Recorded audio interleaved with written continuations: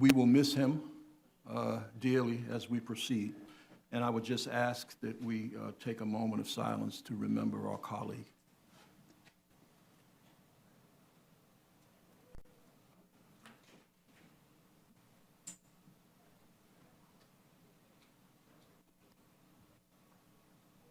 Thank you.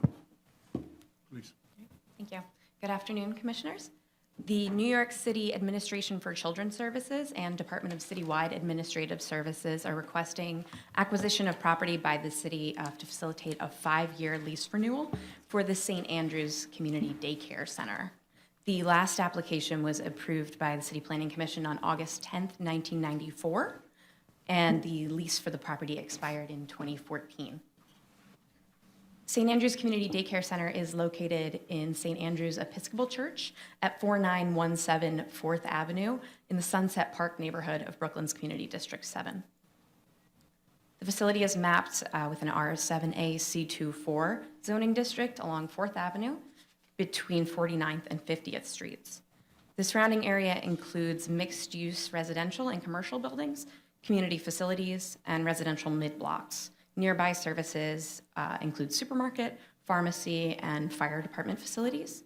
Also in the area is the Sunset Park Library. It's about 2 blocks to the south, which you may recall will be renovated to provide expanded library services and 49 units of affordable housing as approved by the CPC on February 1st, 2017.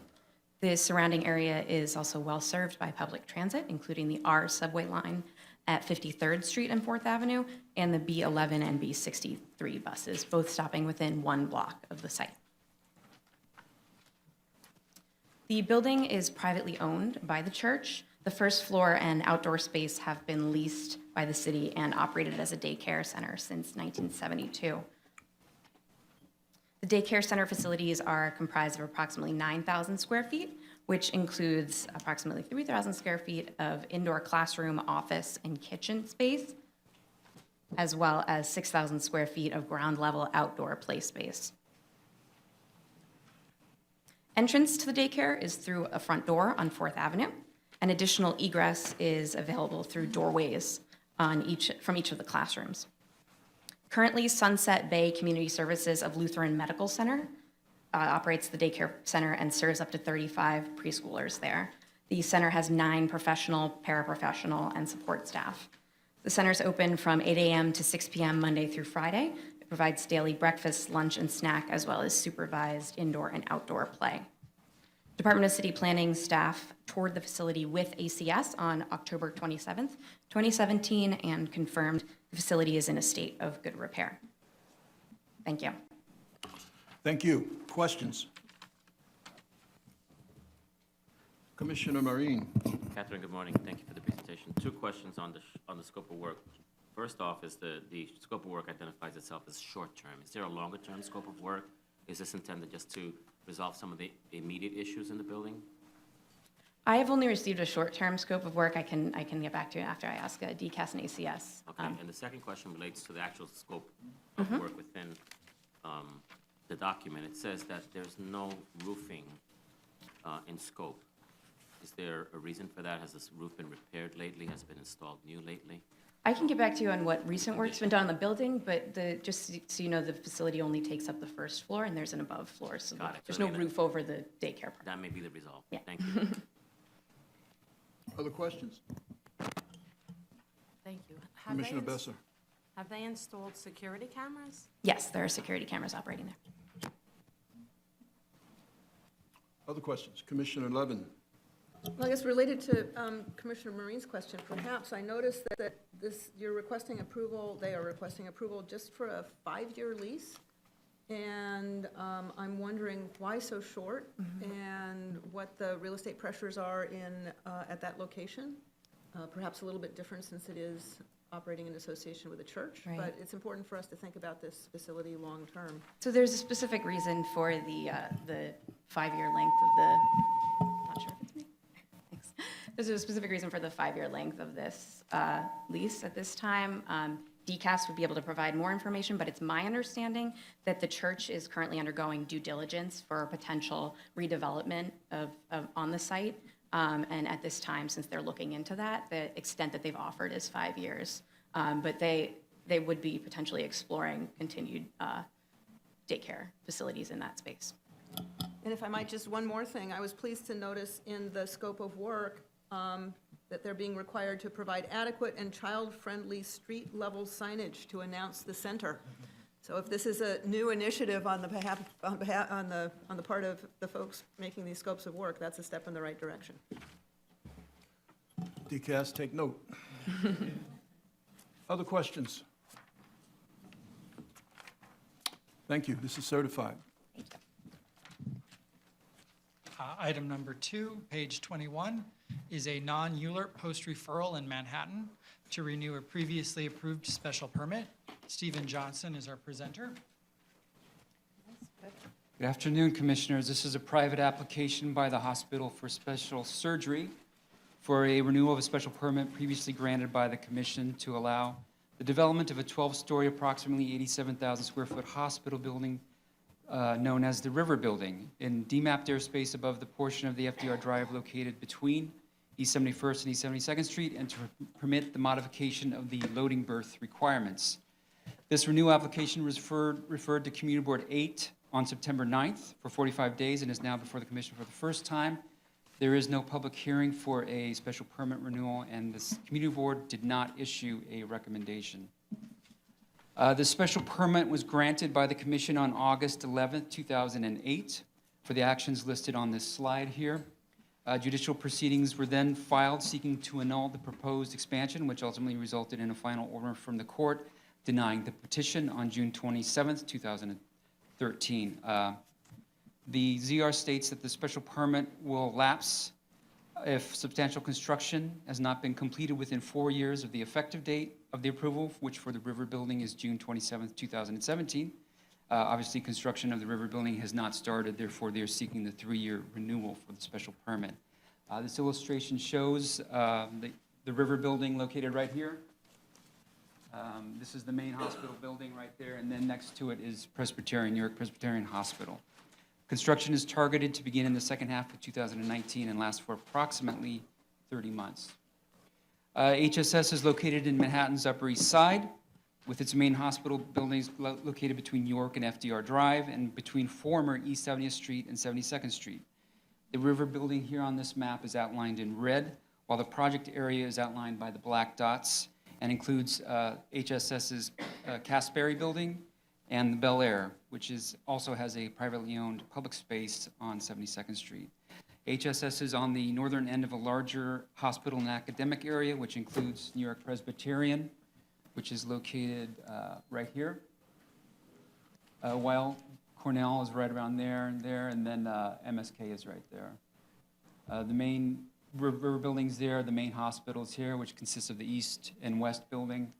This is the Casberry, the existing Casberry building. This is the Bel Air, and this is the POPS area in front of the Bel Air. The zoning in the area consists primarily of R9 and R10 residential districts. HSS is in the R9. Sotheby's Auction House is located right here in C52. And there's a C19 district here, which was recently rezoned for MSK and CUNY in 2013, and then Con Ed facilities right up there. Here are some site photos of the area. This is on East 71st Street, looking east with the pedestrian building the pedestrian bridge that connects the main hospital building to the Casberry Building. This is looking in the other direction. This photo here shows the existing loading areas. There's 2 loading docks and a waste storage loading area here. These photos show the Casberry Building right here. The River Building would be built alongside of that, over the FDR. This is the pedestrian ramp that goes across, that leads to this area across the FDR, the bridge that goes across to the East River Esplanade. During the River Building construction, a temporary pedestrian bridge is required over the FDR so that access to the Esplanade is maintained from 71st Street at all time. Portions of the Esplanade south of the Ped Bridge would remain open and accessible throughout construction. Portions of the Esplanade north, the of the bridge and adjacent to the river building would be closed for approximately 6 months during constructions. This gives you an idea of the site plan. This is East 71st Street here, and East 70th, which is demapped right there. This is the proposed river building, which is approved, the Casberry, the Pops here, and then the main hospital building. This shows the loading areas for the hospital. This is the loading areas on 71st and the loading areas on 70th Street in the demapped area. As I mentioned earlier, this is a private application by HSS for a 3-year renewal of a special permit previously granted to allow the development of the river building in demapped airspace over a portion of the FDR Drive and to permit the modification of the loading berth requirements. In order to renew the special permit, the commission shall find that the facts upon which the permit were granted have not substantially changed. The renewal application was referred to Community Board 8 on September 9th for 45 days. They chose not to issue a resolution for the project. The original 2008 application, the Community Board voted to approve by a vote of 31 in favor, 3 opposed, and 2 abstaining. Stephen, the failure or inability, I'd say, of the hospital to go forward after the 208 determination was not solely attributable to the litigation, right? There were other I don't think so. I think they were just trying to get their programming together. There's, as you can see in the package, that they've changed some of the uses, not the uses, but the specific programming for the river building from the sports medicine. I think they're now proposing to do 3 floors of inpatient beds, 1 floor of radiology and support services, and then have a spine and adult reconstruction and joint replacement. The judicial proceedings delayed, obviously, the project for a number of years. questions for Stephen. Commissioner Levin. Stephen, we received correspondence from the Edgewater Apartments, I think essentially urging us to take a look at the environmental work on which the original permits relied, and pointing out, as we certainly know, because many of these actions came through the commission, that there have been a number of other very large projects approved in the area, and that the, particularly the traffic study on which the original permit was based should be updated. So What do we make of that? what- When this application was filed, what additional environmental information did the applicant? They did not, so it was approved according to the original application, and the original application had noted some minor impacts for shadows, and there were some potential adverse impacts for open space related to the closing of the Esplanade. So they mitigated that by saying that if the construction is closed for more than 6 months, then HSS is committed to pay $10,000 per month for every month that it's closed. No, I was asking more about changes in environmental conditions in the area in the yeah. intervening 10 years, and whether there's new information that we should consider. I remember when we reviewed and approved the application by MSK and CUNY for that large development to the north, there was a lot of interest on the part of the community, and I believe a commitment for a traffic study in that area. Where are we with that? Well, the traffic study, HSS has agreed with the other institutions to participate in. Since 2008, they have undertaken some measures to improve transportation in the area. They have a traffic security person on site at the, I think I have a photo of it. So they have a person standing here at all times, not all times, sorry, 7 to 5 p.m., I believe, to help mitigate traffic congestion. They've changed their delivery times for over 15% of the deliveries, so that they're going to the 70th Street entrance to load and unload. They've created an internal staging area within that 71st area, loading area, so they can load and unload faster. They're also members of the Esplanade Conservancy Group, where they contribute, they're a committee member on the Esplanade Conservancy, and they contribute to that funding. They're committed, back from 2008, they were required to, they agreed to upgrade the Esplanade from 70th to 78th Street. 78th Street is the next pedestrian bridge that crosses over the FDR. They're currently working on the Esplanade from 70 to 72nd Street, and they'll then eventually do the upgrades from 72nd Street to 78th Street. But couldn't you also say that this commission, in fact, did look at updated environmental information about the area when we approved the Memorial Sloan Kettering and the CUNY project? Because that had environmental work that built on the assumption that this project was in the mix as well. So we've actually looked at environmental work that takes into account the additional projects that have come along since Well, the it's my approval was- understanding for the environmental review, and we have an excellent environmental review division at City Planning, that it's the facts upon which the original approval was granted. So for example, if HSS was coming back to us and saying, well, we're moving the mechanicals to the other side of the building, it's going to be 30 feet taller, or if they're changing the outline, the bulk of their building, or changing some other issues that are the facts upon which it was granted, then Then you get into a new because environmental. we don't want to, we don't, if Those are changed circumstances, in other change words. circumstances, if you allow, it could be an unrelentless litigation process. If, you know, you get sued for 4 years, you come back, you have to do a new EIS, you get sued for 4 years, you come back, have to do a new EIS. It would be very difficult to get projects through the pipeline. Thank you. Commissioner Efron. Thank you. I'm just curious if their financing is in place to actually go forward. Was there any financial condition that was part of the? I do not know if they're financing, they're committed, they're planning on going forward in the end of 2019. I would assume that they have something lined up, but I'm sorry. But they did not give you financial reasons as a condition for why they had a delayed start. No, they did not, but we didn't discuss it in detail, the financial situation. Thank you. Commissioner Ortiz.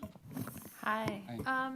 So just to clarify this, it seems like there are two interpretations going on here of the statement that the facts upon the special, the facts upon which the special permit were granted have not substantially changed. So you're saying that it's DCP's position that the facts as they pertain to the building, and what we received here from Edgewater Apartments, for them, it's the facts as they pertain to environmental conditions other than the building. Right.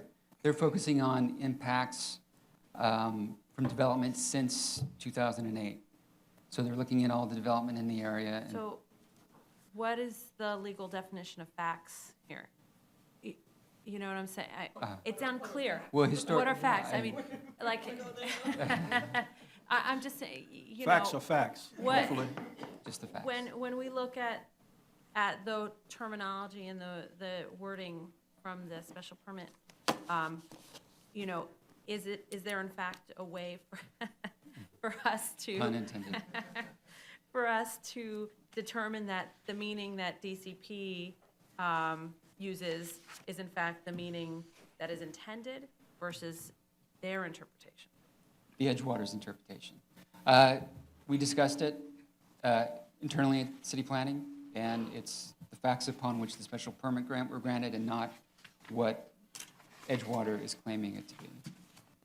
They're looking at development since the special permit was granted, and we're going back to the original document and what that was based on, the original actions. But you see what I'm saying? It's still unclear. The facts of the building? There's no As changes Was to the there, building. Facts is there a of the change in the design No, or the there's no massing? change to the design, there's no of- change to the of massing. Of the building? Maybe. facts So have not why changed. would they come away from reading that language and walk away with such a wildly different interpretation if it's not clear? They, I believe they were part of the group that litigated against the project, so they're I'm against the sure. project, so that's why they came up with But that I'm just wondering if a determination. reasonable person will walk away with, So my understanding, just to interject, is that there's the findings that the special permits were granted on. Did things change that impact those findings? That's a question. The environmental, I think, in terms of the environmental review, Stephen has addressed that there have either not been changes to the building that would impact the environmental review, or as Commissioner Levin alluded to, you continue That to I to agree to with, yeah. review environmental reviews in the area that take into account this building. So there's that as well. So they're sort of different What, prongs. But to say that in general, oh, this neighborhood has changed, it may not be relevant to the facts of the finding, the findings. of okay, so it's special the permit. facts of the findings. I think it may be time for our eminence, we say, to step forward. Speaking of my non-eminence role here, could you just repeat what the question was? So I'm curious as to the interpretation of how we interpret, how DCP interprets. We were told, in order to renew the special permit, the CPC shall find that the facts upon which the special permit were granted have not substantially changed.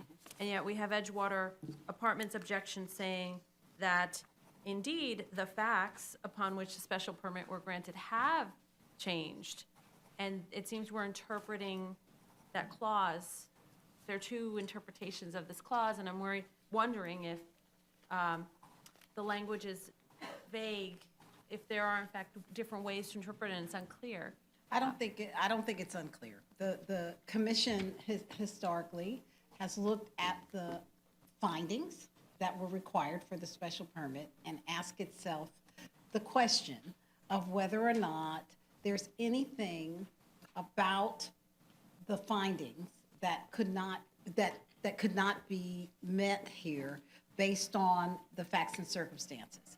The fact that there is additional development in a neighborhood in the intervening period is not the kind of question that the commission really looks at.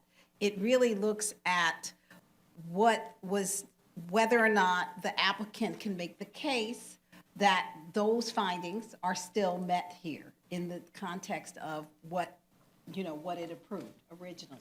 And we have never seen the commission look at the fact that there was intervening development in terms of the findings. That is not one of the factors that we've ever looked at. Okay. Any other questions? She's here.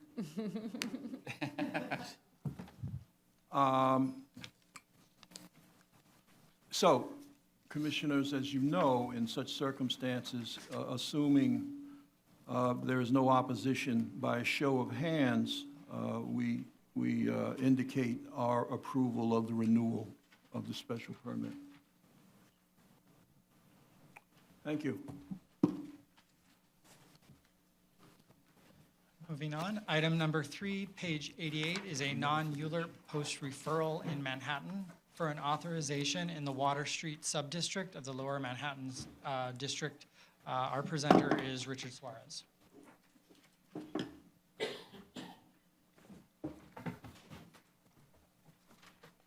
All right. Good afternoon, Commissioners.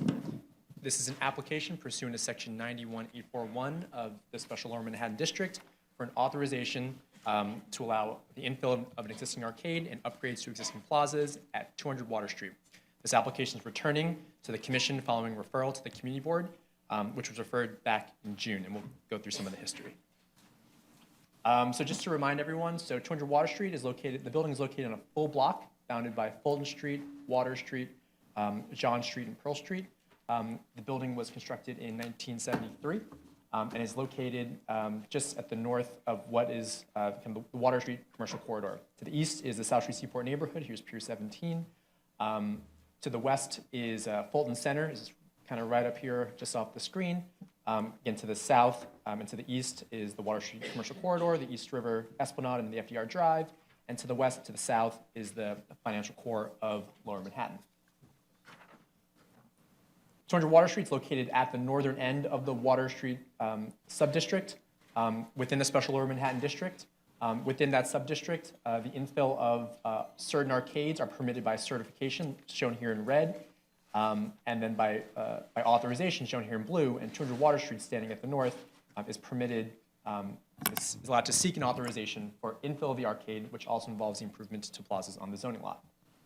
Here's a zoom into the site. Again, Pearl, Fulton, Water, John. Along Fulton Street is a 2,600 square foot plaza, and adjacent to that is a 3,222 foot arcade, which is about 30 feet by 100 feet long. Over to the Pearl and John Street side is the 527 foot corner plaza, and then here at the corner of Water and John Street is approximately 883 square foot plaza that was improved in 2007 pursuant to chairperson certification for design changes. These plazas and arcades were provided at a time where there were no standards for any amenities, no requirement for any amenities to be required or to be provided. So over time, as things appeared on the site, they're not embodied in any approval here with the commission or with the department. The proposed application involves the infill, the partial infill of the arcade here. It'll enclose most of the arcade, leaving a 300 square foot corner arcade condition with a 10-foot clear path that would connect Fulton Street to Water Street. It would involve the full improvement of the plaza along Fulton Street to the current standards for plazas. It would also involve the full improvement of this corner plaza at Pearl and John Street to our current standards for plazas.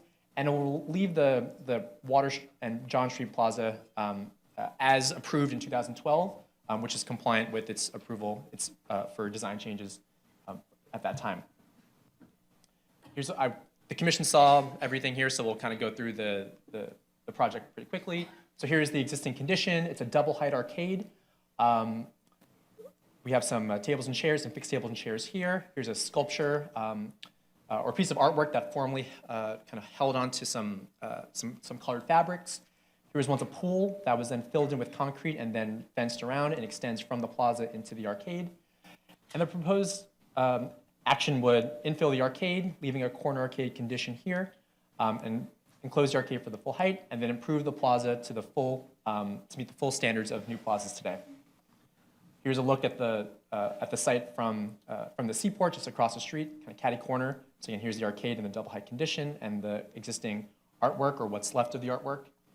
And here's another view of the proposal. Here's a look at the corner plaza, the corner of John and Pearl Streets, tucked back in the corner. This condition, it's normally empty. These tables and chairs are optional, but they're not required.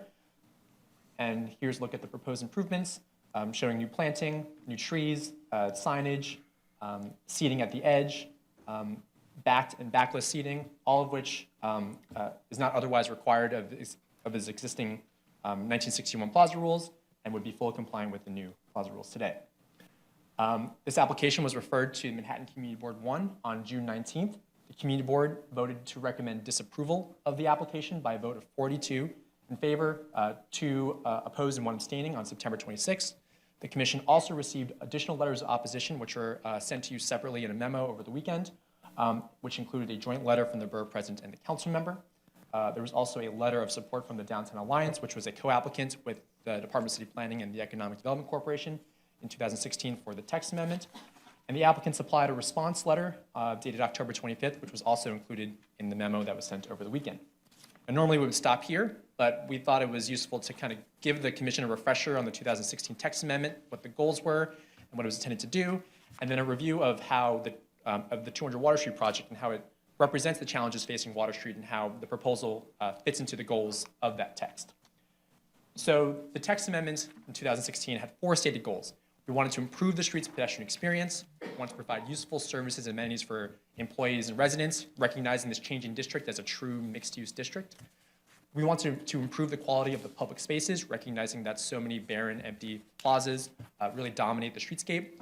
We wanted to improve the flood resilience of each building, recognizing that most of these buildings are not built to flood resistance standards that are required today.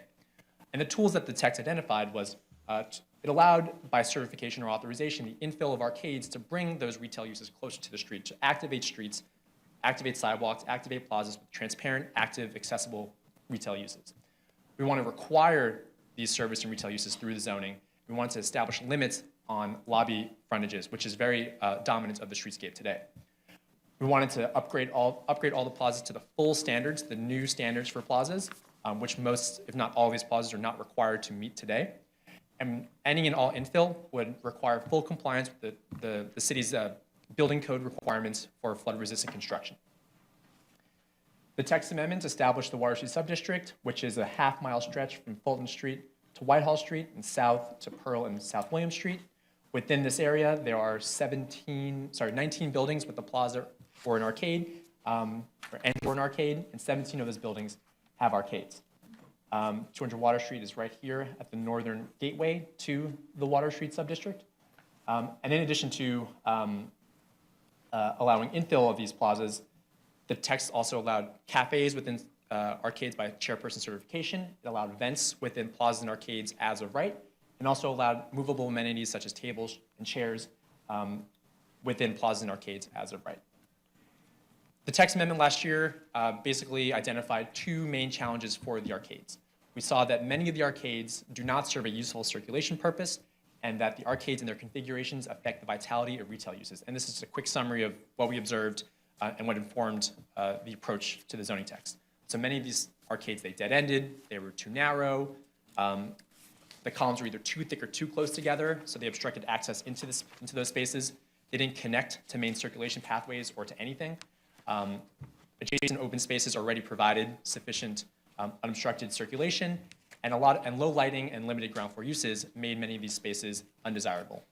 In regards to retail uses, the arcades caused ground floor uses to be set too far back from the sidewalk, and the thick or very close columns obstructed visibility of those ground floor uses, which together really affected the vitality of many of these spaces. And the result, as you see today as you walk down, is just blank lobby frontages.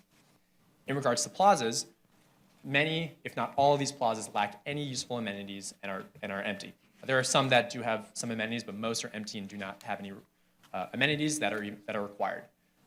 Many of these plazas are either too large or too narrow, and they don't fit into the kind of the regular size that would be required of new plazas today. There's limited active and transparent uses, so this idea of eyes on the street, eyes on the plaza, that's really lacking here on Water Street. Upgrades to these plazas are not required by the zoning resolution, and the irregularity of these plazas and the existing conditions, especially height and the narrowness of these spaces, make it really hard to apply new plaza rules today, which again were meant to apply to very regular spaces. And full compliance, if someone were to seek a redesign, full compliance with our current new rules is not required by that certification. The flood risk is pretty real and pretty great here. The entirety of the Water Street Subdistrict is in the flood zone, and depending on where you are, you'd expect to see about 4 to 12 feet of floodwaters during a storm of similar or greater strength to Hurricane Sandy, which makes making these buildings flood resilient very challenging. Some of these buildings were built after 1983 when there were requirements for flood resilient construction, but they're not built to the standards that are expected for floodwaters that are expected today. So, and many buildings have moved a lot of their mechanicals from lower levels up out of the flood zone and to the third or higher floors, but that does not mean that the ground floors of these buildings are still protected to any standard if a storm were to come. So we'll go through how the existing conditions at 200 Water Street represent the challenges that the entire Water Street subdistrict faces, and then how the proposed improvements help address those challenges and are consistent with the goals of that text amendment. So again, here's the site. Here's Fulton Street. We have the arcade here and the plaza here. So what we observed when we studied all of these arcades and all these plazas in the district, we noticed that at Fulton Street, as people come from the Fulton Transit Center and they come down to go to the seaport, they usually continue straight along the sidewalk, and then if they were to go to Water Street, they would cut across at the corner here of the plaza. And most people did not use the arcade. And part of the reason was here at 40 Fulton Street here, the strong wall here, causes this arcade to be set back from the main circulation path. So people often, the desire line is to either continue straight or continue straight and then cut at the last minute. And because the plaza and arcade is obstructed with the pool, or the fenced-off pool, and then the remnants of the artwork, there are too many things in the way that would allow people to cleanly pass through. But even if all that was gone, it's likely that people would just continue to follow that same desire line.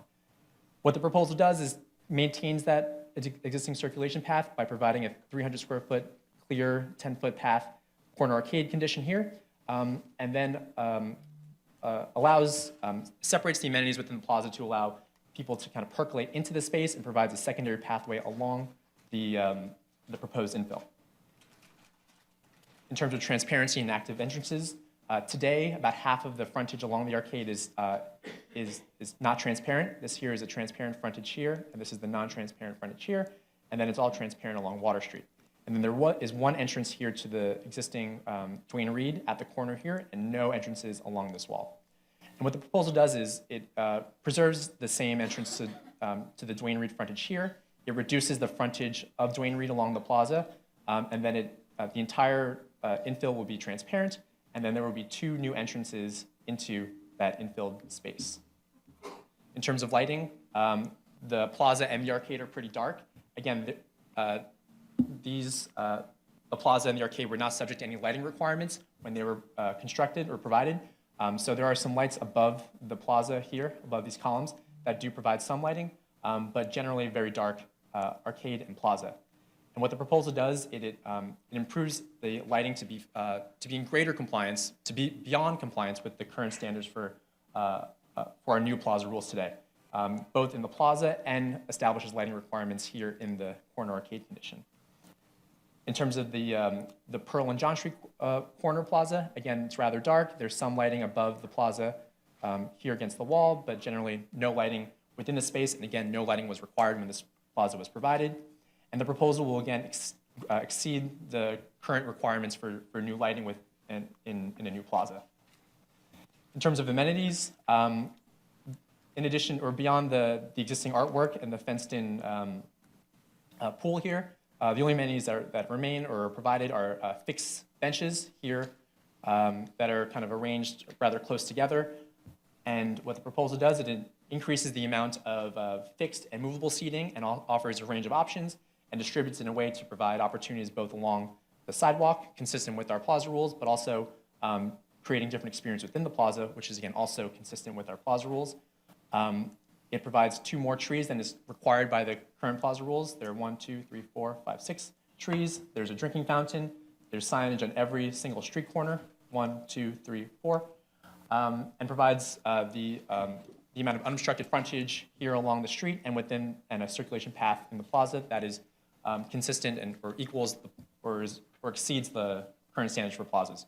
And also there is a sculpture here at the corner, which is meant to serve as a marker of this gateway at the corner, so people know as they come down here that something is happening and that they can turn on to Water Street, or as people are coming up from Water Street that they see something's happening, they can turn on to Fulton Street. And again, this is the condition today and what's proposed here on the Fulton Street frontage. And then again, on the John and Pearl Street side, it's just normally an empty space. Some movable tables and chairs are provided. And the proposal will involve 2 trees, planting here at the corner, fixed benches facing the seat, signage on both streets, movable tables and chairs here along the edge, improved lighting, all of which is equal to or exceeds the current standards for plazas. And again, looking at what the current condition is today and what the proposed condition is. In terms of flood resilience, the site is expected to see about 4 feet of floodwaters during a storm of similar or greater strength to Hurricane Sandy, which requires, as a commercial use in the ground floor, 5 feet of dry floodproofing. This requires the water to be, or the walls to be impermeable to any movement of water, so it can't pass through. What the proposal involves is floodproofing the entire frontage here, not just the walls themselves, but also underneath. It has to stop water from coming underneath, and part of that is achieved by allowing some scoring of the plaza, such that if water were to come from underneath, it would break up the pavers, and the water would kind of move away from the glass and wouldn't hit it. If it were to hit the glass which is provided, which is what many people call aquarium glass. As you can tell, it's not tinted green. It's as transparent as any other piece of glass. I've handled this glass. It's really just multiple pieces of glass stuck together. And this is able to withstand both the force of those waves and any debris that were to hit it. It's as strong as a concrete wall. So happy to take questions about the proposal and any of the comments. That's it. Thank you. Thank you, Richard. No action is required. This is an update for the commission. That said, are there any questions? Commissioner Efron. Thank you. I did have a question about something the community board was concerned about, which was the hours, given that this neighborhood is becoming more and more residential. And then my second question is about something you mentioned, which is the scoring. Is there a grade change? There's no grade change. Okay. Same level as today. And Which is- what are the plaza requirements in residential neighborhoods about open-air cafes and hours? The open air cafe is not an action that's before the commission. It's a chairperson certification, which is non-discretionary. The current rules allow 20% of a plaza, of an existing plaza, to be occupied by an open air cafe, which is for private use of a restaurant. There are requirements for circulation and access around that space, or around that open air cafe. There are no walls or planters that are permitted, and it's for a 3-year term. The proposed cafe here occupies, I believe it's 5% of the total cafe area. I think there's here, so it'll occupy this area here. This is the only area that would be occupied by the private cafe if it were approved by chairperson certification. Everything else is public. There are no hours that are specified in the zoning resolution regarding hours of operation, but they would be consistent with the operation of the establishment inside. Thank you. Commissioner Ortiz. Hi. I'm interested in sort of the design elements and how decisions were made as to, fixed landscaping, enclosed areas, fixed seating versus movable seating and space that can be programmed. Who makes that decision in a case like this? The applicant, just as the department reviews any application for design changes or a new plaza, an applicant would come to staff with a proposal, which is supposed to be fully compliant with all the plaza rules. And the plaza rules specify, they're rather prescriptive, and they specify how much fixed seating, how much movable seating, how much fixed seating with back, without backs, how much faces the street. For example, 1 square foot of seating is required for every 30 square feet of plaza area. For every 1 linear feet of street frontage, there must be 2 linear feet of, I think it's for every 2 linear feet of street frontage, there must be 1 linear foot of seating. There's a certain percentage, 50% of fixed benches within the first 15 feet must face the street and have backs. There are requirements of height, depth, the angle of the incline. So recognizing all these requirements, the applicant will, given the site constraints, will propose an arrangement of these, a design to design, which is of course subjective. So we often review these projects for technical compliance with the plaza regulations, and we give some of our input on, on design, given our experience reviewing so many of these spaces. But it really is the applicant's design. We really are making sure that they have all the pieces that are necessary. I guess, I'm wondering if there's some discretion around this being an area of public assembly where programming can take place, which is one way to use a public space, versus something that, there's quite a bit of area that's dedicated to, landscaping that's protected and whether an owner likely would prefer not to have a public space that allows for public assembly, and if that ends up being a point of tension. Programming is an option here. I can say that the plaza rules, as they apply citywide, which is mostly in high-density areas, did not really contemplate programming of spaces, and they really meant to provide all of these amenities, the trees, the planting, the mix of tables and seating, to provide opportunities for really passive recreation. And so the Water Street text is a little unique in recognizing the vast size of these spaces and really their emptiness. It was really intended to allow those big empty spaces to be programmed. So as this proposal includes amenities that would fill up the space with these amenities for passive recreation, it's very less likely that this space would be programmed, but other spaces. So you guys are on the same page in terms of wanting to see passive activity here, then? I think generally we want to see these, all plazas fully compliant with their current standards and upgraded to the existing standards. and providing all these amenities. Which, as an objective, is more passive activity rather than Yes. public assembly. Okay, thank you. Of course, it could be that the space that's to the south of it, right, that's, South. yeah, there's an arcade space that you pointed out in the rear that wasn't used. Oh, you mean the plaza? The plaza I see. This might be more susceptible for, It's still pretty small. oh, Still okay. pretty small, and this is them fitting in all of the requirements of the zoning text. So it is pretty tight, and they're really on the line of compliance, but they got there. And again, by providing all these amenities, it really leaves very little room for programming. But the plaza text generally was not intended to allow, didn't really contemplate programming of these spaces.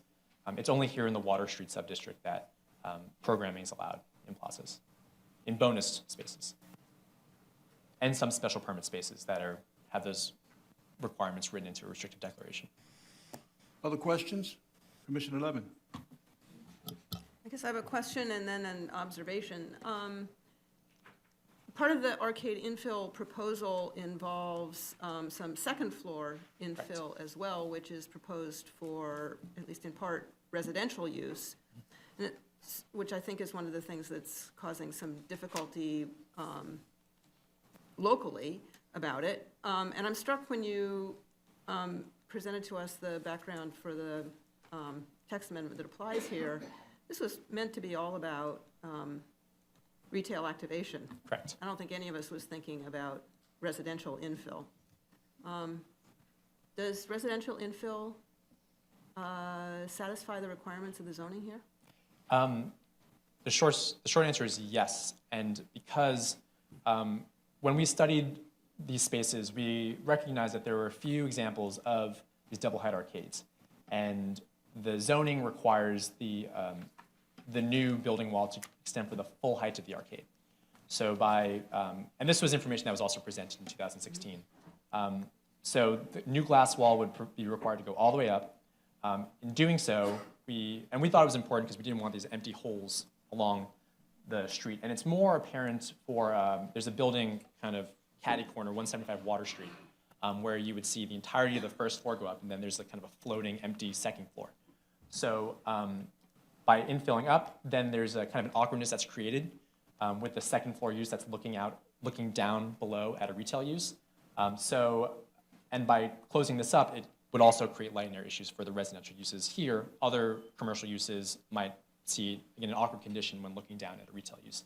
So the text last year permitted the infill of second floors, if there's a second floor or a double height arcade, for any as of right use. As of right.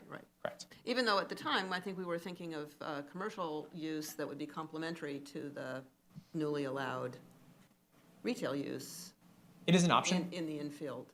It is an option, but we don't understand all the intricacies of what's happening on the second floor and how Okay. the two uses could interact. So my observation is that this has run into a fairly extraordinary amount of opposition from various folks out in the community, both immediately local and further afield. And for me, at least, the cumulative impact of their arguments has made an impact. And I have to say, looking at the proposed design of the plaza, it fills the plaza up with an awful lot of stuff in a neighborhood that is the gateway to the seaport, which is only going to be, was pretty vibrant before the seaport shut down and is going to only be more vibrant when it opens up. It may technically comply with the POPs requirements and be good enough, but I would think that at an important crossroads like this, where we're really trying to activate Water Street, that was one of the things that was going on here, that some more creative design would satisfy the technical requirements and also get people excited about that corner. I mean, I think a lot of the comments in those letters was nostalgic yearning for the whimsy and the fun of the original Kaufman design, and as we all know, that's not anything that can be required to be returned. Mm-hmm. But if there was some element of, if there was a little more zing in this plaza design, I think there might be some more enthusiasm for it, but I find myself looking at this plaza filled up with all this stuff and asking, well, wait, is that actually better than the current arcade? Because if you got rid of the jungle gym and left that as open space, it would absorb a lot of people and allow people to flow to and fro around that corner. I'm not sure that this plaza proposal is a adequate compensating amenity, which I think is the language that we're supposed to adhere to in granting this authorization.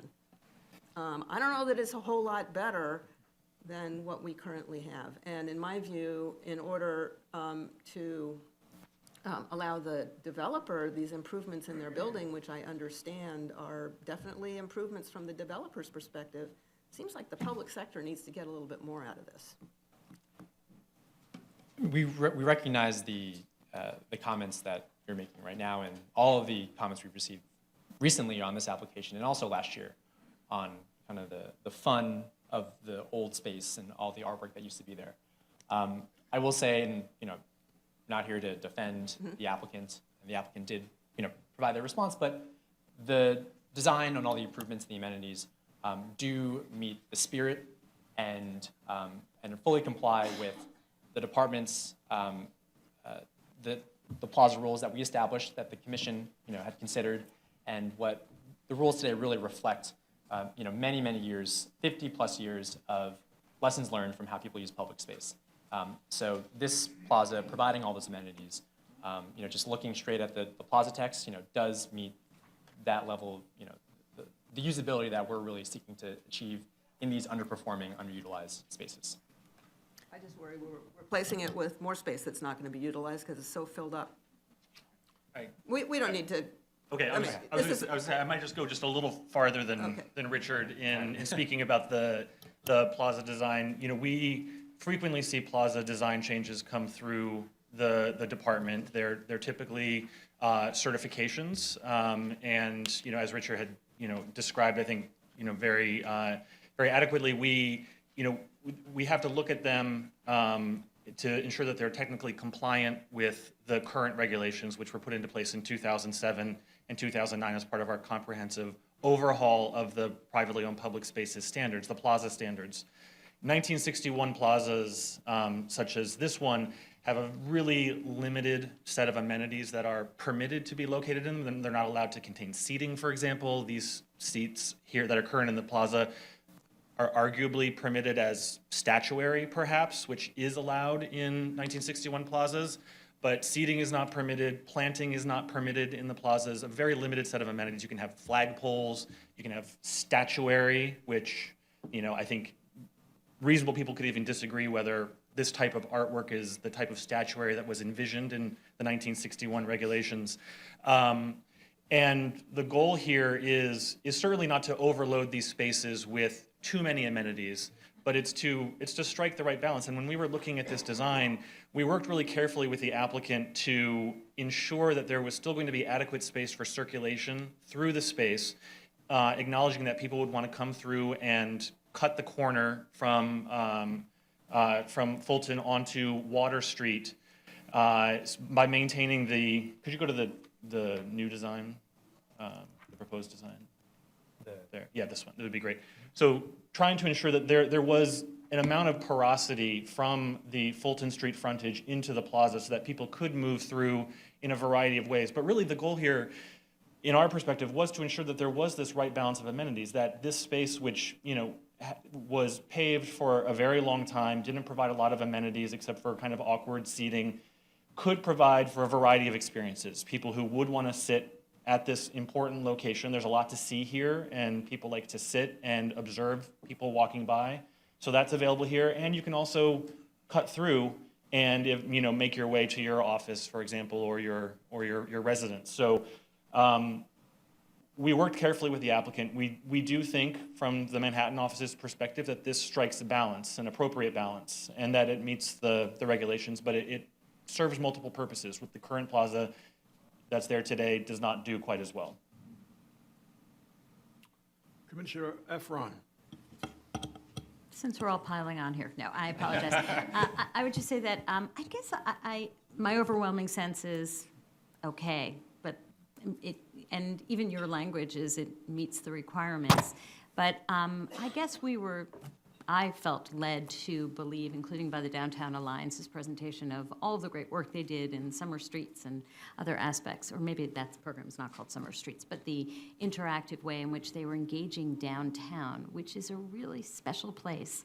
And with the work that we have done and the approval of the application for the seaport, there is a sense that this should be soaring space, and it should be distinguishable and different so that when you're in it, you know you are in what was the financial district, in the downtown, close to the water. And it's not for us to decide because it's chair certification, but since you're bringing it to us, I guess from my opinion, there is no sense of place here, and I think that's really a very disappointing aspect of this. And I mean, just to clarify, normally plaza redesigns are certification processes. This is the arcade infill is being facilitated here through commission authorization. Oh, I'm sorry, I thought it was chair certification. The cafe is Only the the CAP cafe is. certification. Right, Okay. right. This particular application is for a Got commission authorization. Okay, yes. So So, you will. Yes, noted. Nonetheless, while I suspect I will be voting with my fellow commissioners, I vote with a heavy heart for the first one that we're doing. Yes, understood. Commissioner Edie? Afternoon. Just a quick question. Regarding the seating on the plan, does this meet the minimum requirement, or does the seating exceeds the minimum requirement? Yeah, the minimum meets the minimum requirements. I don't have the numbers. I mean, I could pour over the plans. I was just curious about the seats that sit somewhat isolated on the, where are we? East and west, I guess. Yeah, we'll just say that's, we'll just, yeah. Adjacent to the middle planters, so far, over, stop. Right. The one sitting to the right of that, where you're, there you go, that one there, and then the mirror one on the other side, just seems somewhat isolated, and why they're not balanced with additional seating along those lines, or I was just curious as to why that design was chosen. Well, the planter is low, Uh-huh. so it's about, I think, 4-inch kind of edge, so you'll be able to see over it. I mean, they're movable, so on plan, they show up in those locations, and it's expected that they would be moved to those locations at night, or in the morning when they go back out, but people are allowed to move them wherever they want. Those are movable seats Yes, there? yeah. Those are, okay. Yeah, so these 7 are movable, 8 Got are it. movable, and then these Ls and these are fixed. Those are the fixed ones, okay. And we hope with movable tables and chairs that people do rearrange them to serve, you know, the size of the group that's there to have lunch, or this was the goal of ensuring that movable tables and chairs were provided for in the update, the 2007 update, was to allow that kind of flexibility for them to move around. Got it. Okay, thank you. Okay, anything else? Any more observations?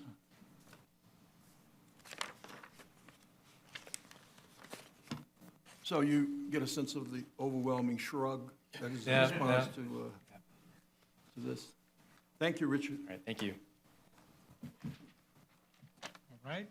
Item number 4, page 183, a non-ULIP referral for modification of a previously approved authorization in Manhattan Community District 7. Our presenter is Nabila Malik. Good afternoon, Commissioners. This is an application by Columbus Townhouse Associates for the modification of an existing large-scale residential development located within the former West Side Urban Renewal Area on the Upper West Side in Community District 7. The Commission adopted a text amendment in 2008, which enabled owners of LSRD sites to apply for modifications in order to construct non-residential enlargements in accordance with the underlying zoning. The modification here would facilitate an enlargement involving the reallocation of existing floor area and the creation of new floor area within double height spaces on the second floor of the building at 600 Columbus Avenue. The project site circled in red is located on Columbus Avenue between West 89th and West 90th Streets.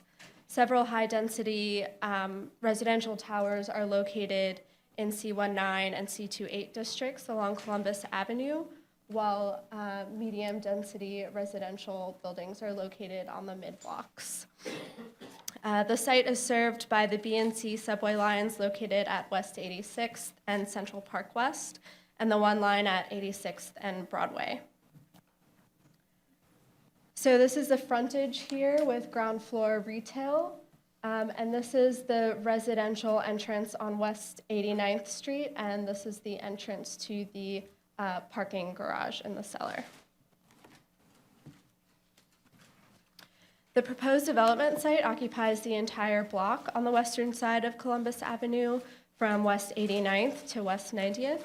It's a 14-story building containing 166 dwelling units with around 30,000 square feet of non-residential space on the first and second floors, and a 101-car parking garage in the cellar. The first floor is entirely used Group 6 retail space with the exception of the residential lobby. And an authorization was granted to modify this LSRD in 1987 in order to increase the available community facility floor area. It included a restrictive declaration at the property that limited the amount of floor area uses in accordance with the plans approved at that time. This is the proposed development located on the second floor. The area currently contains a community facility preschool and commercial office space. The applicant is proposing to construct an enlargement involving the reallocation of existing floor area within the second floor from vacant use Group 6 retail spaces located here to community facility use. And then the creation of about 1,300 square feet of new floor area by extending the second floor within existing double height sections, which are located here. The amount of community facility space will increase by about 1,800 square feet for a total of 7,000 square feet, and the amount of commercial space will decrease by 540 square feet on the second floor. The applicant seeks a modification of an existing large-scale residential development. The applicant is also requesting a minor modification of the 1987 restrictive declaration subject to chair approval to facilitate the proposed development. The amount of residential floor area on site would remain unchanged, and no exterior modifications or enlargements are proposed at this site. 5 previous enlargements to existing buildings within the LSRD have been approved by the Commission under this amendment, and this is the 6th proposed modification. Thank you. Thank you, Nabila. Questions? If there are no questions, this matter is referred to the local Community Board 7 in Manhattan for 45 days. Thank you. Item number 5, page 219, is a non-ULURP referral for a fresh authorization in Brooklyn Community District 8. Our presenter is Kevin Kraft. Good afternoon, Commissioners. This is an application by Happy Living Development for a zoning authorization to modify the maximum permitted building height by 14 feet to facilitate the establishment of a fresh food store on the ground floor of a proposed 9-story mixed-use building. There is also a related chairperson certification to certify that the proposed food store use would be a fresh food store. The project site is located in the Prospect Heights neighborhood of Brooklyn, Community District 8. The surrounding area is predominantly residential, comprised of multifamily walk-up and elevator buildings, ranging between 3 to 15 stories.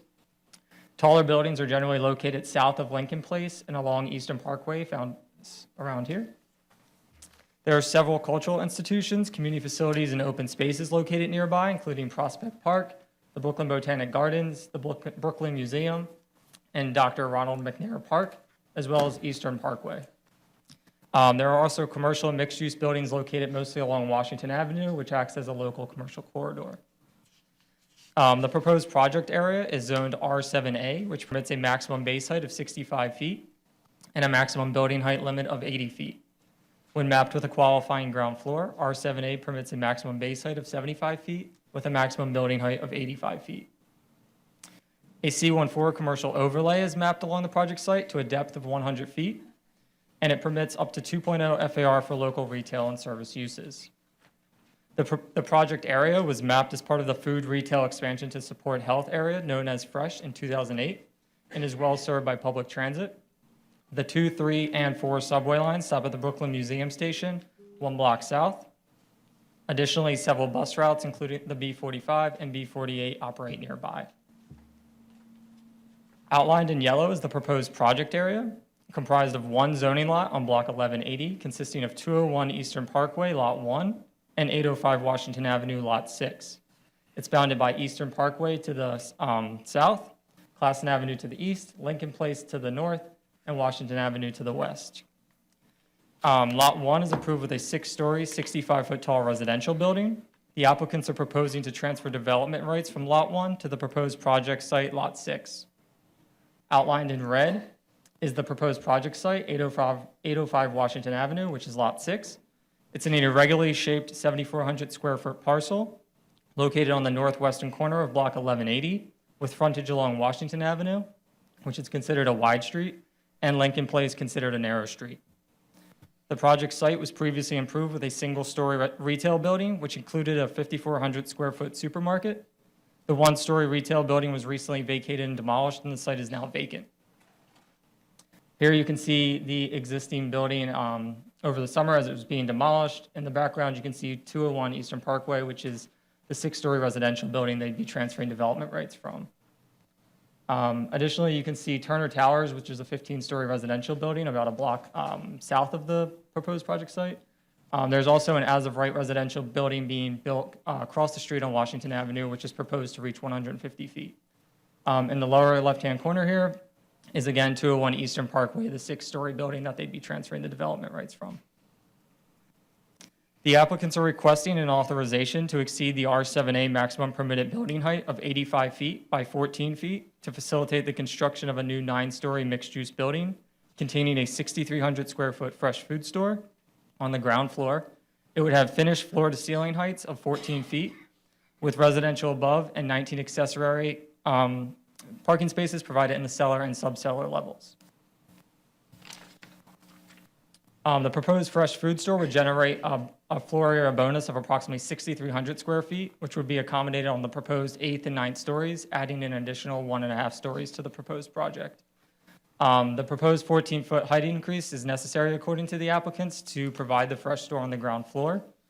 Additionally, the residential floor area pursuant to the fresh bonus would not fit inside the allowed as-of-right building envelope of an R7A.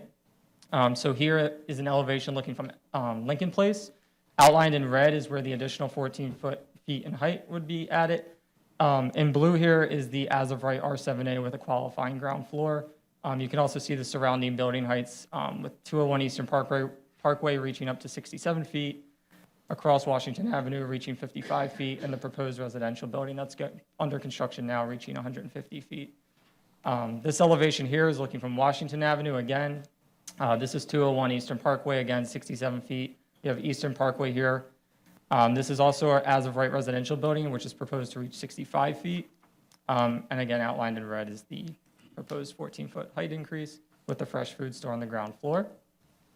And then this is the proposed development rendering. Really, the facade articulation kind of breaks up the scale of the building.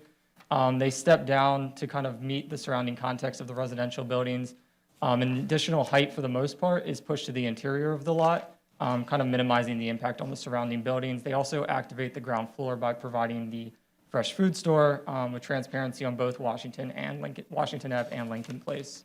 That concludes my presentation. Happy to take any questions. Thank you. Questions for Kevin?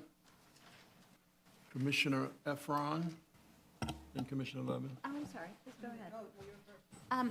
I think this is the first fresh food certification we've seen that doesn't also have a zoning change, so I just want to confirm that fresh food doesn't trigger MIH. It does not. They're still sticking with the R7A, and they're getting the certification, and then they're requesting. I meant since we passed MIH, I just wanted to confirm that. Okay, thanks. Commissioner Levin. Kevin, you mentioned that part of this application involves the transfer of development rights from the adjacent building. How much is being transferred? Approximately 16,000 square feet. So is this really an application, is their envelope challenge really posed by the presence of the Fresh Store, or is it by trying to fit in the transferred development rights? I believe it would be the Fresh Store. The square footage that they're transferring is actually the square footage of the Fresh Store on the ground floor. So they're kind of taking that from the ground floor and putting that on top, because it could be all residential. But it seems to me like then they're double counting. I mean, we're open to that. This zoning authorization is intended to allow the space for the supermarket on the ground floor, but not to create additional, not to make room for, that's the relief that they're supposed to need in order to make this happen, and the benefit of the Fresh is that square footage doesn't count as floor area. So that's appropriate for them to get a height limit for a Fresh Store, but for a development, and if there's capacity within the envelope to absorb space from next door, that sort of makes me wonder what's really going on here. I'd be happy to bring this back to the applicant and come back with a response. From the way we viewed it, we were really looking at that they were kind of taking the square footage that they were losing from the Fresh Store and placing that on top. But I'd be happy to speak with Well, I them. think we can talk about it when it comes back from public review, but it seems like a double counting to me. Joe? It's So there's a referral. It's a for referral. 45 days. For 45 and it'll Come days. back for, yeah. Commissioner Ortiz? Hi. Quick question. They need an operator to be able to move ahead with the Fresh application. Yes, Okay, so they have an and operator. they have that, yes. Okay. The other question, just for clarification, under the number 3 of the discussion of conditions, there's a mention of signage, and I'm not clear as to whether this signage, which says it's 16 by 16 inches in size, located on the building wall, is that flush against the wall, or does it protrude against the wall as like a blade sign might? That would be flush against the wall along the entrances on Lincoln Place and on Washington Avenue. Okay. I guess the HPD, has come out with retail guidelines that really suggest the value of blade signs and banner signs for pedestrian environments, and that, signage that's sort of flush against the building is great if you're in a car and you're standing away from the building, but not necessarily against the sidewalk. So, I would encourage them to look at the HPD guidelines Okay. for retail, and if there's some way that we can ensure that those guidelines do in fact inform other projects that the city moves ahead with, that would be great, and that the description itself clarifies Okay. that too, so that we know in the future there is in fact a difference between a flush sign and a Okay. pedestrian-oriented sign. But I would really like to see pedestrian-oriented signage. I'll be happy to relay that to the applicant. Thank you. Other questions? Okay, this matter's referred out for 45 days. Okay, moving on to pre-hearing items. Item number 6, page number 245, is a pre-hearing review for an acquisition for continued use as a daycare center in Brooklyn Community District 9.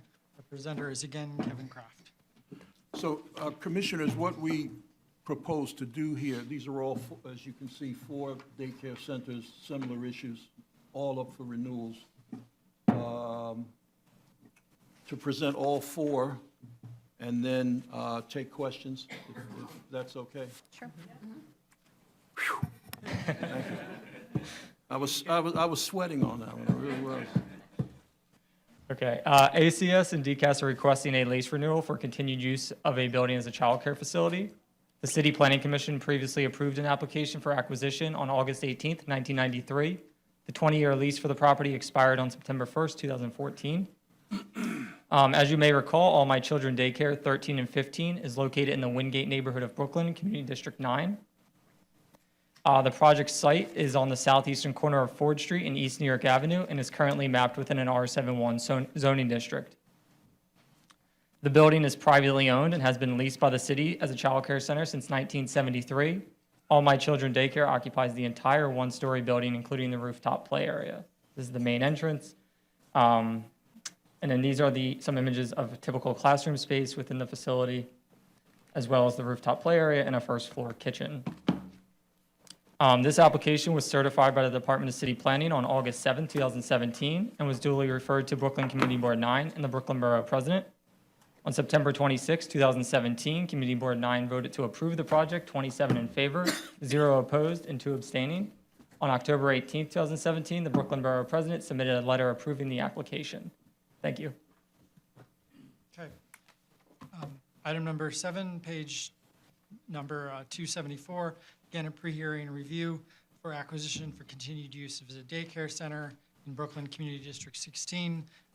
Corin Manning is presenting. Thank you, and good afternoon, Commissioners.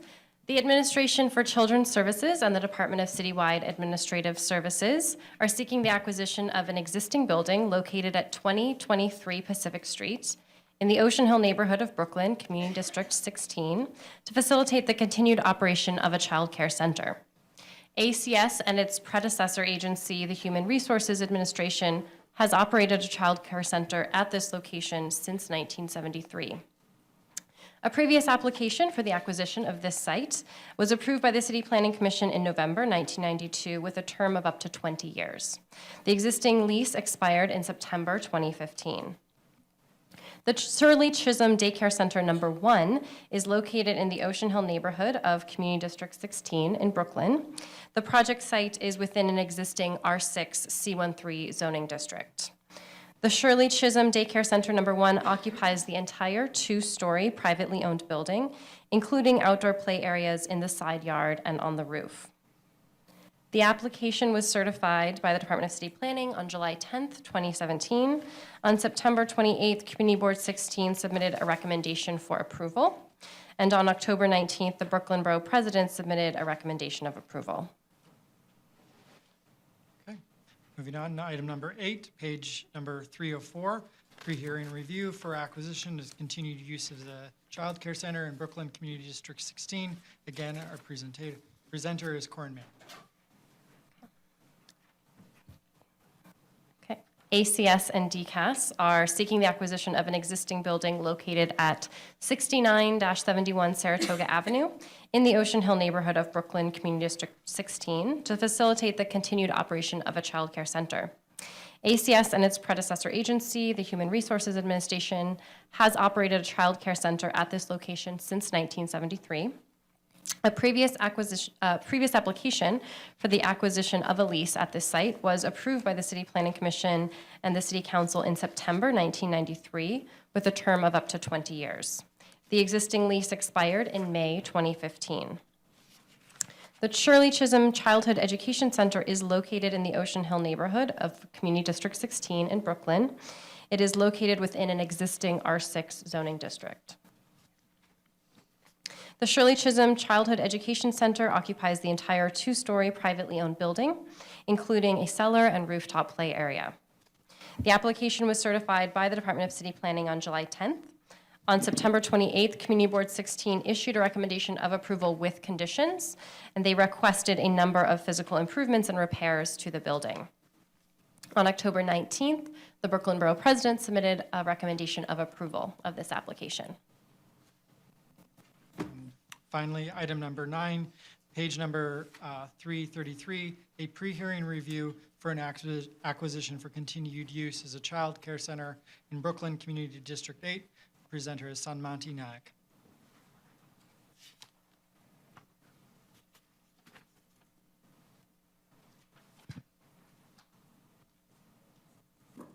Good afternoon. The ACS and DCAS are seeking a lease renewal for the continued use of the daycare center at 671 Prospect Place in Brooklyn's Community District 8. This is a privately owned building which has been leased by the city since 1974. The lease expired in 2015 and the facility is currently on a month-to-month lease. The facility is located at 671 Prospect Place. It's on a large lot and it's zoned, it's a split lot zone R6B and R6A with a C24 overlay. The facility is a 2-story building with a rooftop play area. It's a single use and it's in a very good condition. It has close to 150 children ages 2 to 4. These are some of this is the entrance from the Prospect Place. These are some of the interior classrooms, and this is a rooftop play area. So the CPC certified this in July, earlier this year, and this is back for pre-hearing. Community Board recommended approval with 40 in favor, none opposed or abstaining in September, and Borough President also recommended approval in October. Thank you. Okay, thank you. Now we can take questions. Let me just say, certainly as it relates to the two facilities named for the former Congresswoman, I think we have noted many times about the aesthetics of these period buildings. And while, you know, you can't do much to change them, awnings and colors and what have you can make a difference.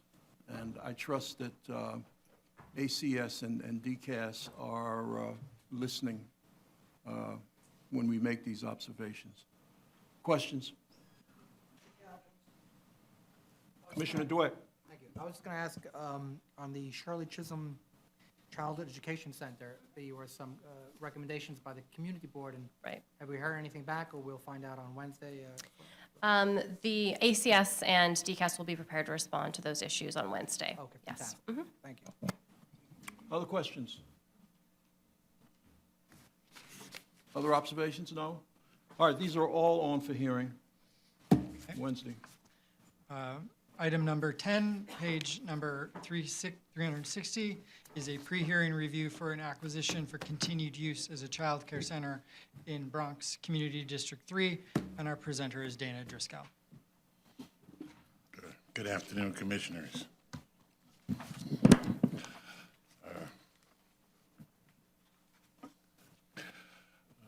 The Administration for Children's Services and the Department of Citywide Administrative Services are requesting Commission approval for the acquisition of property to facilitate the continued use of a building as a child care facility. The applicants are requesting approval of a new lease with a term of 10 years and with an option for 2 5-year renewals. The center is currently operational. It's located in the Melrose Concourse neighborhood of Community District 3. It's located at 421 East 161st Street. This is east of the Government Center, Yankee Center area, 161st Street. The site is owned R8 with a C14 overlay on 161st Street. And it's a through lot. The rear portion of the lot on 162nd Street is owned R72. The building is privately owned. At the point of certification, we discussed some of the concerns of the building. There was a scope of work in the initial briefing package, and the ACS representatives are prepared to discuss all of the issues at the public hearing. The application was certified by the department on July 24th and was referred to Bronx Community District 3 and to the Bronx Borough President. On September 21st, Community Board 3 had a vote in favor of this application. They voted by a vote of 23-1. And on October 12th, the Borough President issued a recommendation supporting this application. This will be on for hearing on Wednesday. Thank you, Dana. Commissioner Efron. Just a comment, not only does it have a really attractive facade that every child should be happy to at least consider, but it's also sprinklered. Thank you very much for that. I would respectfully take issue with the attractive facade, but Well, it's historic, surely. Potential. It could be cleaner. historic is not always synonymous with attractive, but Looks like New York. On that, we agree. Okay. Commissioner Levin. Well, picking up on my notes from when we certified this, our vice chair, I think, characterized this as an old war horse of a building. It has a fairly significant scope of work. Does. And I think we did raise some issues at certification about the operator's concerns about the relationships with the landlord and the way the building has been maintained. So will the representative of the operator be coming to the hearing on Wednesday? Maybe we can talk a little bit about. I will reach out again to the operator, get representation in addition to the ACS presenter on Wednesday. Because it does seem like maintenance has been a problem at this Has been a problem, location and in the identified, past. And yes. certainly, as our vice chair commented at certification, this daycare center would seem to be one that's a candidate for one of the new developments in the area. We have a new development immediately to the east of With this. with some nice, tasty ground yes. floor community facility space? Okay. That's Let us correct. hope. Commissioner Marin. Yeah, that's actually what I was going to pick up on. You know, there are, and I think we've mentioned this. I know Vice Chair Knuckles mentioned it. There are a slew of buildings, new buildings, coming online. You do have the one that's directly to the east. Yes, That's finishing up now, correct? Then you have the one directly to the north, which is being built. Then you have all these buildings along 161st, 162nd, 163rd Park Avenue that all have empty community facility space, which is befuddling. When we have a center like this that is suffering from so many repairs, that a newer space, a more technologically advanced space may have behooved this institution better. So I just want to put it out there because we keep talking about this area. We keep talking about the amount of retail that's not used at the moment. Community facility that sits fallow. So I happen to think that this one is a mistake. That's my own opinion. Thank you. Other observations? Yeah, well, as I shared with Dana, and I think all of you, it's my hope that this 10-year, assuming it's approved, will not ultimately be fulfilled, and that a combination of the city agencies involved in this would find a new, fresh facility for what looks like almost 200 children. That's correct. Who use this facility. Nobody wants to deprive kids of this space, but I think we can do better. That said, this is on for hearing. All right. Just taking the temperature of the commission, the plan for Wednesday is to call the four in the Brooklyn for one sort of round with ACS and DCAS, and you guys can ask specifically questions for specific sites, but we'll have them do the spiel for all of those at once. And because this one in the Bronx seems of particular interest, we'll call that one separately. Okay. So get ready, Dana. Yeah. On to future votes on Wednesday, November 15th. First up is the East River 50s text amendment. I believe Eric Botsford from the Manhattan office is here to discuss.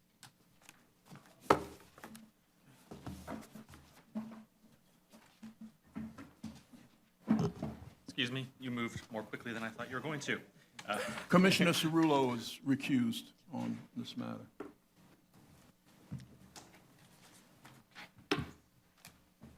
Thank you, Commissioners. Good afternoon.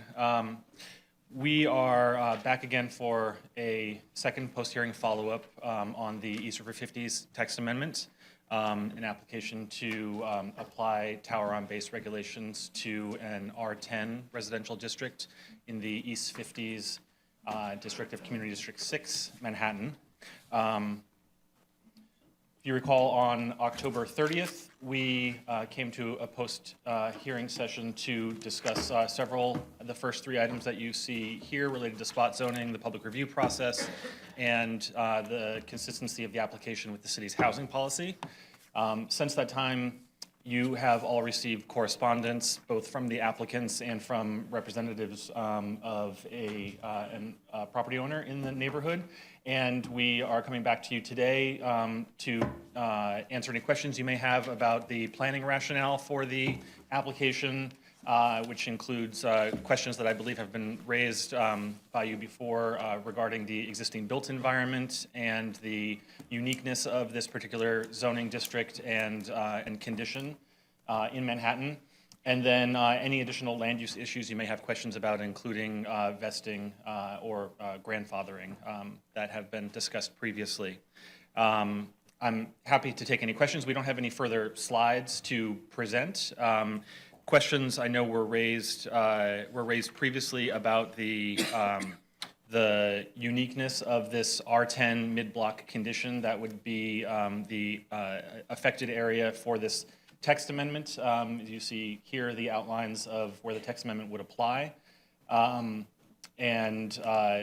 This is indeed a unique condition in Manhattan, where you do have R10 zoning itself located on mid-blocks. R10 zoning is present in numerous other areas of Manhattan, predominantly on wide streets. It's found. There is one other area of R10 zoning present on mid-blocks that is not also captured within, for example, a special purpose zoning district or a historic district, which have their own limitations on what can be is permitted and can be constructed. That other R10 zoning district is located between 2nd and 3rd Avenue. It's a very small district between 46th and 48th Street, I believe, and is built out today with a number of quite tall residential buildings, tall towers. So this area is a unique condition in Manhattan, truly. Again, I'm happy to answer any other questions. Anita Laramont is also available to speak to any other questions related to environmental review or vesting that you may have. Questions for either? Commissioner Levin. Well, let's get right to the vesting, since that's the new issue. And I would say, with respect to the built environment and the planning rationale, I think the draft report that we received overnight does a good job of laying those issues out. So I don't have anything more to say about that. But I am very concerned about this notion of vesting.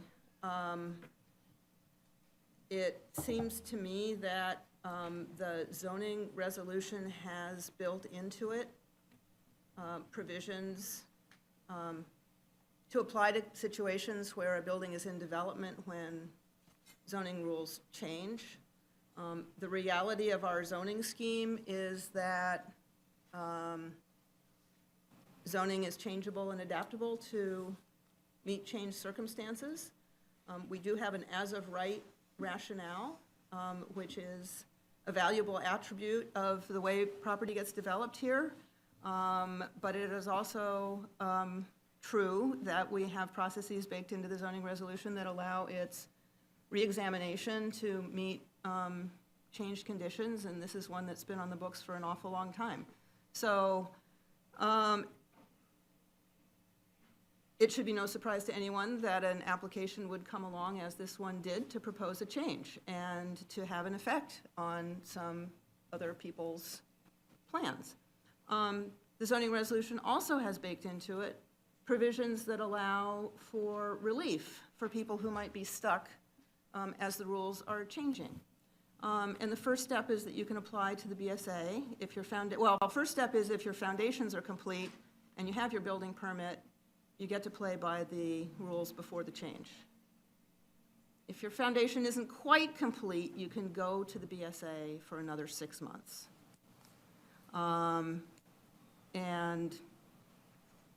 To complete your foundations. And then if your foundations are complete, your building permit is in effect and you can go build your building. I don't understand why in this area we should provide relief beyond what's already allowed in the zoning resolution, just as, because that, the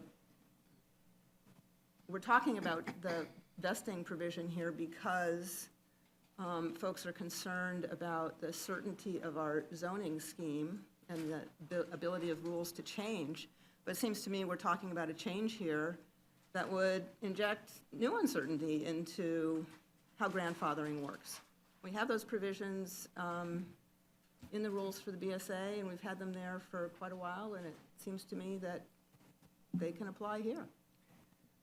So thank you for your question. And I was going to just get up here and speak very dispassionately about why the commission has the authority to grandfather sites and the history that there is of that, starting with the establishment of the 1961 zoning resolution, which included grandfathering.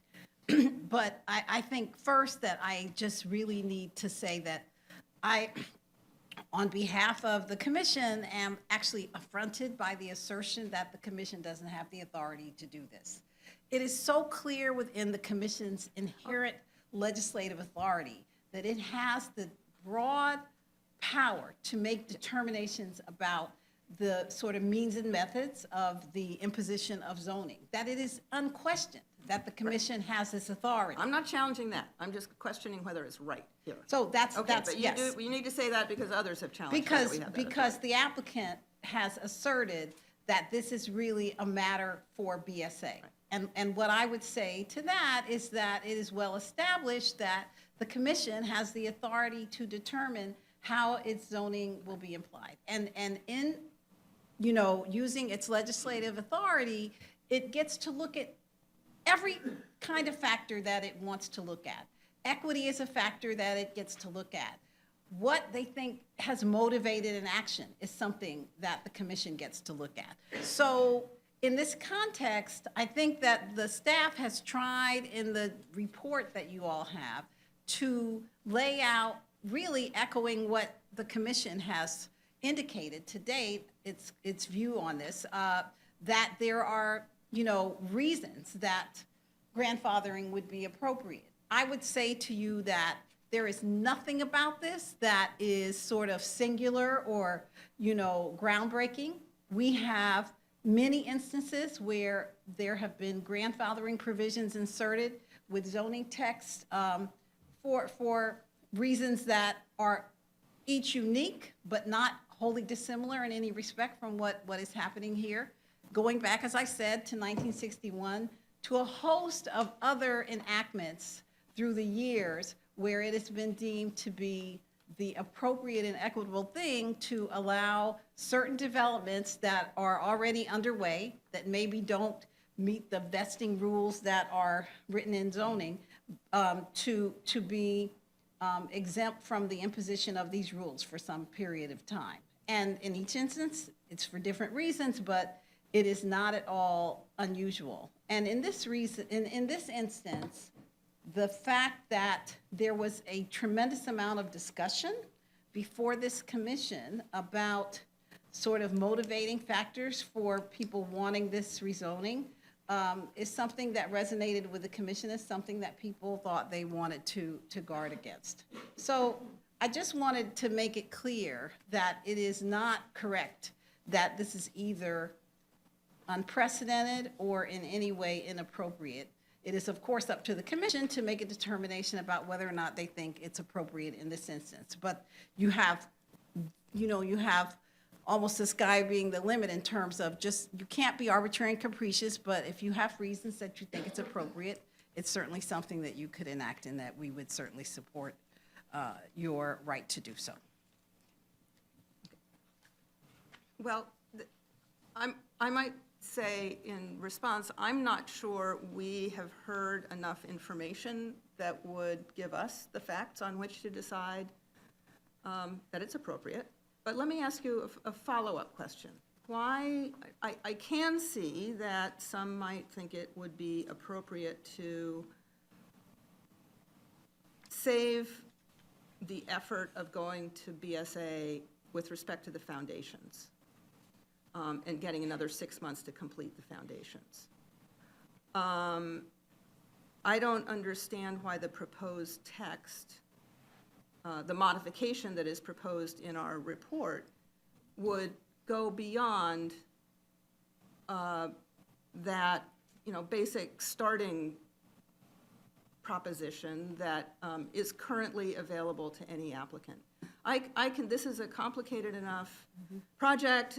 We've heard enough about the degree of construction that's been underway. Okay, so why don't we just give them the 6 months now? But why go beyond that? That's a question that really I think we could ask staff about, and, ultimately is the commission's choice, what the time period is. But I did want to your first question about you're not sure that the commission has enough information.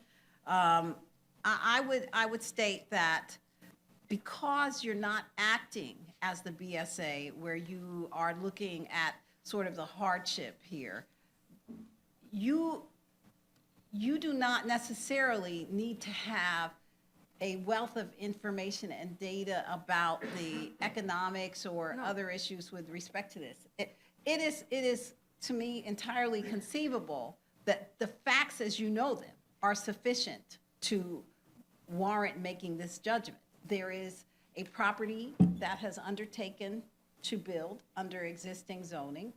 We've heard from them. I don't think that anyone could say the information that you have with respect to that is insufficient. Certainly in the context of other instances where I know that we have grandfathered things in the recent years. For example, in the Vanderbilt corridor rezoning, we grandfathered the Roosevelt Hotel, and we heard no greater amount of information than we have here. We heard from an owner who made a plea, and then a determination was made. So I'm not certain that I believe that there is necessity for additional information in order for the commission's determination here to be deemed appropriate. Commissioner Ortiz. Hi, I guess I will speak because I was one of the commissioners who expressed some concern, and I think I certainly am not a fan of this building and this height. But, the concern was that we have, a developer who'd made a set of decisions based on the rules that we, as a commission, have defined. And to change the rules of the game smack in the middle and leave this project hanging, knowing that there's, BSA relief potentially. But if we presume that they're going to be able to meet those requirements, why not bake it into the resolution? I think I'm comfortable with that and where we landed, and I think, but I might agree the 6 months versus a year would be appropriate. But just make sure that we are giving them, the relief and it's assured, as opposed to have a questionable outcome at the end of, their BSA hearing. I think, though, I just need to make one thing clear on the record so that no one is under a misimpression. If you all do approve the grandfathering, there's actually no guarantee that at the end of the city council process that grandfathering will be there, because it's well within scope for them to remove it. But it's really a question about what you all think is appropriate, and not necessarily that you have control over the outcome here. I just wanted to ask a question about terminology. Since what is proposed is subject to a time frame, completion dates around the foundation, et cetera, is it really a vesting at this point? Could it be considered, what we're proposing, a vesting as opposed to? Not, technically, it's really more a grandfathering. A grandfathering, because, right. yes, there's a limited time period in which Right. they have to act. Mhm. Right. Okay. Any other questions?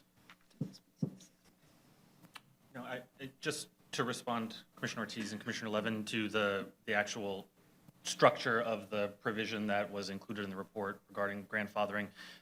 It was done in a way that is generally consistent with other locations in the zoning resolution that contain the similar types of provisions.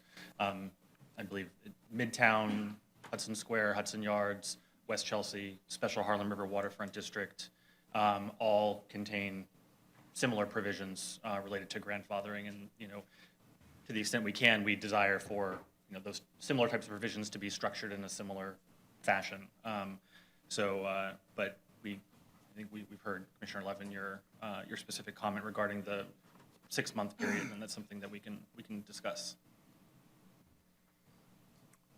And I trust everyone has seen the memorandum from Bob Tuttle, which we got in an email, I think, a night or two before. This is a condensed version of it, but dated November 12th.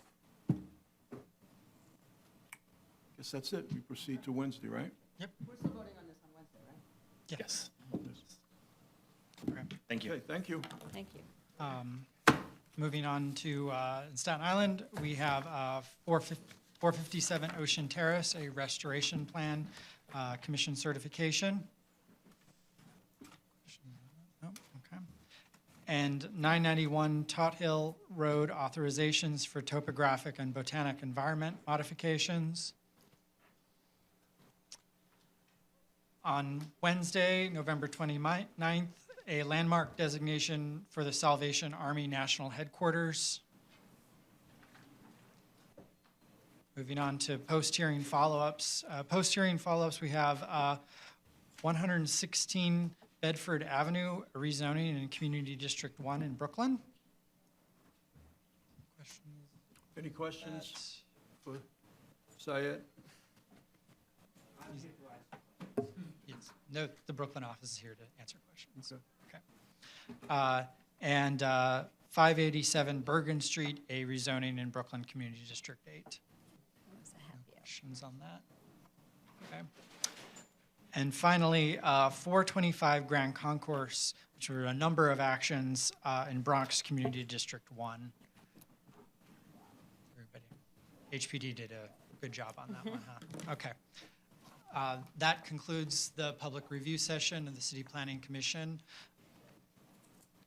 Does it? I don't take issue with that. Okay, thank you. For Monday, November 13th, 2017, and the time is 2:48. Thank you.